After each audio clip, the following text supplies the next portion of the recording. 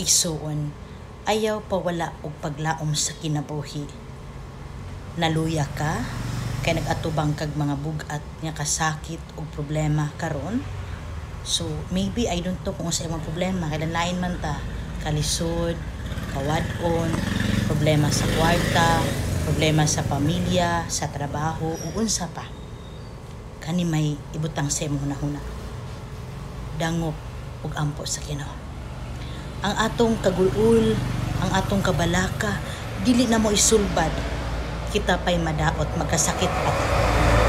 So, instead nga, mabalaka ta kanunay, usa kay maayog daghanon na to ang ampo. Huy, ang Diyos naara igsuon. Kanang Ginoo buhi na, di na to makita, pero naa siya, basta ato lang sampiton. Kinanglan mag-ampo tang kinasing-kasing, atong istoryahon ang Ginoo. Kay human ni ana, di ni mo mamalayan, ang imong gipangayo, inanay na niyang gitubag. Basta mutuo lang jud ka. No kana bitang dili ta magduwa-duwa ba nga naay Ginoo. Then musalig ta nga mahimo niya ang tanan nga dili mahimo natong mga tao. God bless you.